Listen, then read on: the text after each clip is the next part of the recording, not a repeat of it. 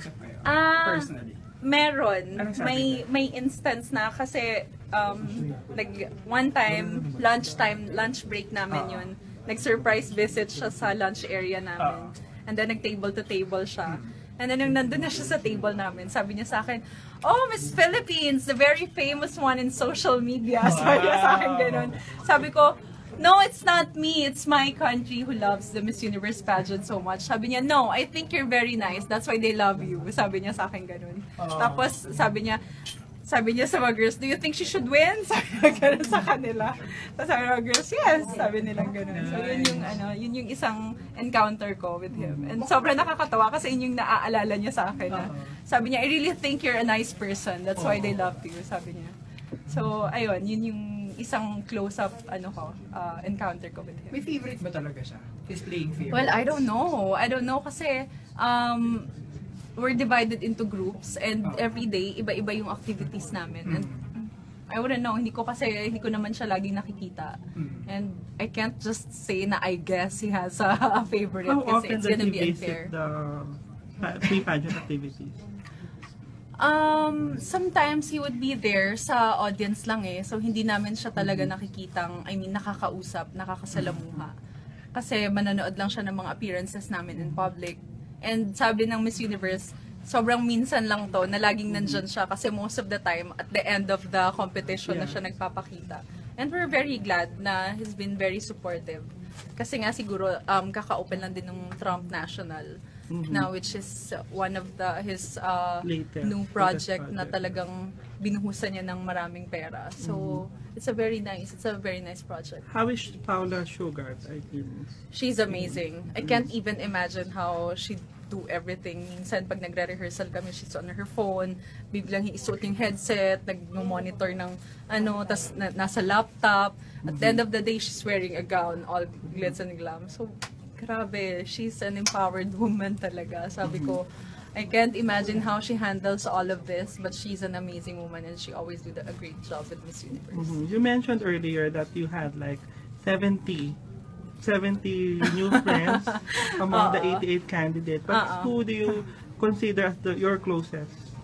Siguro si Kenya. Kenya. Siya talaga kasi pag maglalabasan yung mga candidates, tatakbo na sa akin yun, Philippines! Ganyan na sa akin kasi sabi nila I miss charming daw. Super, I always smile kahit pagod na lahat, talagang ako, energy!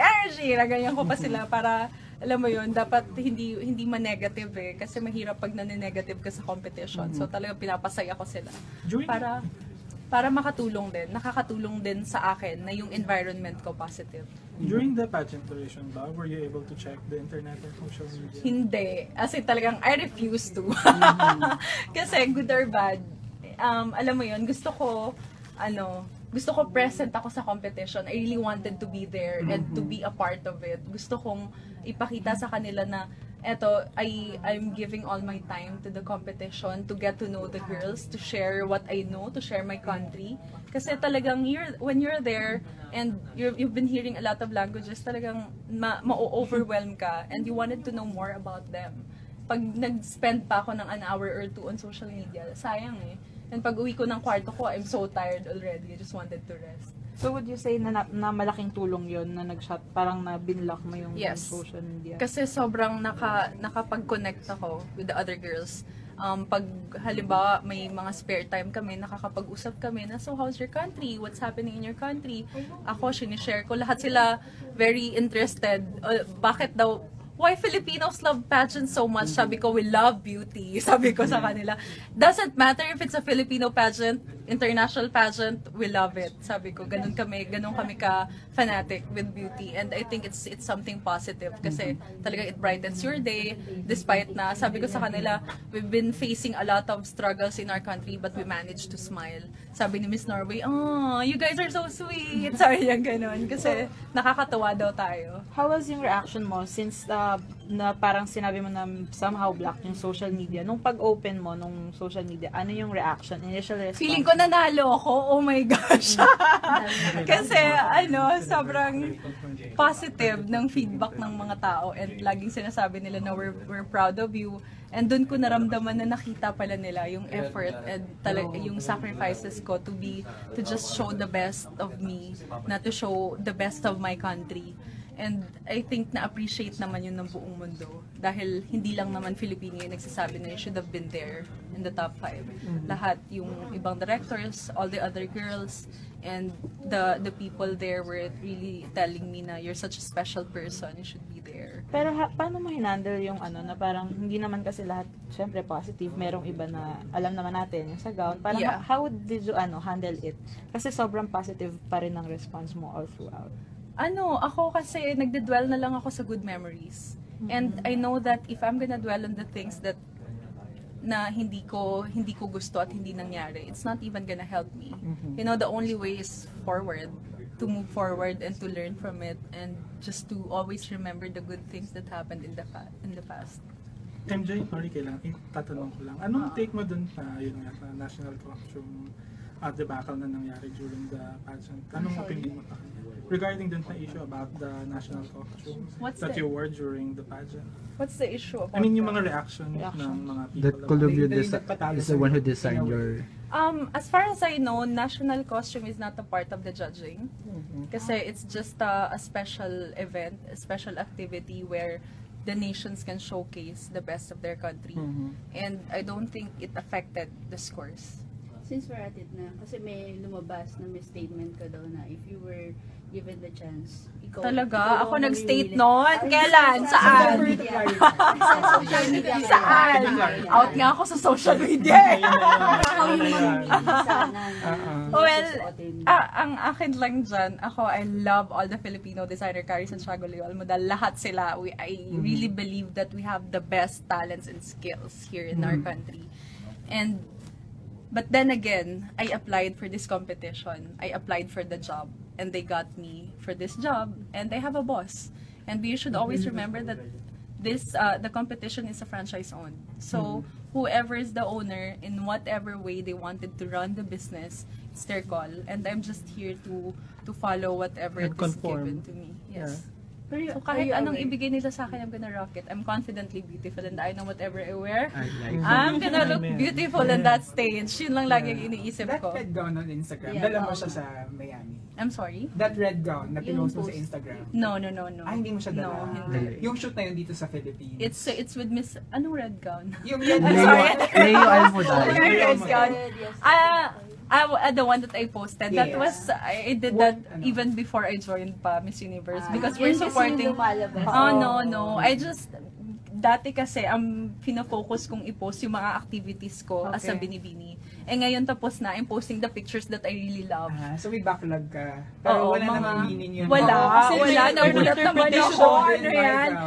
Anyway, Uh-huh. kasi siguro feeling ko the pageant fans are very excited and very enthusiastic lang with all They keep their eyes on you. Yes, lahat. So siguro lahat ng mga pangyayari may story na. Binibigyan ng meaning. Oo. Pero wala lang yun. Wala naman po. Sobrang I really love that picture lang talaga. And I posted a lot of photos. Oh my God, I posted a swimsuit photo, a gown photo. Kasi nagkasabay kayo ng designer. Pinost din niya sa Instagram the same day. Oh my God, I'm sorry. Hindi ko alam if it's a coincidence or what. Hindi ko alam. MJ, so paano to? Retired ka na ba sa pageant? Kasi ang tanda ko na, Diyos ko. Hindi, sabi mo kasi diba, last tour mo na yung Miss Universe. Oo, meron pa bang mataas sa pag Universe? tatanggapin pa ako ng Universe, pwede. Sa Universe, no? Pero I think I've given I took the shot and I given my best and may naiwan naman akong good memories and positive notes to the people. And alam mo yun, so kung ano man yung nangyari, I embraced it. I embraced the whole journey. I have no regrets. Kasi nga third time ko na to and I went this far. So talagang sino ba ako to complain, 'di ba? Na I'm just really grateful and thankful na I was given this chance to be there and to represent my country. Okay. And given mo, Okay. Even Last. Okay. Maraming last yun. MJ, anong take mo She's been na... talking non-stop since MJ, anong take mo na, or take or message mo dun sa mga tao na who says negative kay Miss Stella Araneta? She's like a mother to me. Nung nandun po ako sa Miami, she would even wait like 4 hours for just to see me and tell me na how am I doing, na you're doing great, continue it, yung be positive, ganon. Tapos binigyan pa niya ako ng rosary na bless ni Pope. That's really, that's very special. And yung the chance lang na she's giving for every Filipina to represent the country on that Miss Universe stage is something that we should all be thankful, 'di ba? Kasi pag nandun ka, you showcase your country eh. Hindi naman kung Not yung just kung yourself. ano siya eh, and not only myself, not only what I have. So talagang sabi ko sa kanya, Mrs. Araneta, I don't know how to thank you for this opportunity that you gave me. So, naiyak-iyak nga siya, sabi niya sa akin ganun. So she's a nice person if we can only take a second and just see the things na she's doing for our country, not only for the things that we don't like. MJ, sorry, I have to ask this about the meet encounter in Maguindanao. Being a Mindanaoan yourself, anong masasabi mo that 40 police? I know, I just heard about that this morning and I'm really saddened. Sobrang my heart is really broken for the families who lost a family member. I know how hard it is. And I just wanted to pray for them and sana yung buong bansa natin, ipagpanalangin natin yung mga families because it's really hard. Lalo na yung padre de pamilya, yung mawawala sa pamilya, talagang mapipilayan yung bawat pamilya. And I know that there's a lot of charity and the government is willing to help them. And sana tigilan na natin to kasi hindi nakakatulong eh yung patayan. Sobrang hindi nakakatulong lalo na sa mga bata, nakaka-witness nito. So tama na yung follow up to that, how could Mindanao finally attain peace for you, being someone from there? Well, peace always starts within you. If these people who's always taking lives are willing to start peace within themselves, if they're only willing to accept it, then I think we can have peace. Kasi we can only fight for peace, pero if those people are not willing to accept it and practice peace, then this will never end. It's not gonna be a peaceful place. Closing na this, MJ, you have inspired a lot of women, and you're going to be crowning your successor in 2 months' I time. know! What will you be imparting from the experience that you had in Miss Universe? Sobrang life-changing etong isang taon na to. Hindi ko akalain na ang daming nangyari, and sabi nga nila, pag nag-e-enjoy ka, ang bilis ng panahon. Hindi ko akalain na more than a year na patapos na yung journey ko. But then I wanted to share to everyone na hindi forever na magiging binibining Pilipinas ka. So every moment of it, savor it. Talagang live the day and be at your best. Kasi once in a lifetime na ikaw yung representative ng bansa mo. So talagang i-showcase mo what's the best of a Filipina. Na ipakita mo sa kanila na kung ano talaga tayo. So, and if it's in your heart, if it's your passion, then embrace it. MJ, what's next after this? Anong i-expect namin from you? Sabi mo hindi ka na magpa-pageant. So, showbiz or anything? If showbiz is open for me, then why not? You're willing? Kasi I just wanted to work for my family, especially now na nawala na yung uncle ko. I really wanted to help my family. So, everything that I'm gonna do, I will really work hard for them. Hindi ko pa naman mag-aasawa. No! So, mag-boyfriend hunting muna ako. Mag-aano muna ako, pageant for Mr. Universe. Thank you, MJ. Thank you. Congratulations. Love you guys. Sure, thank you.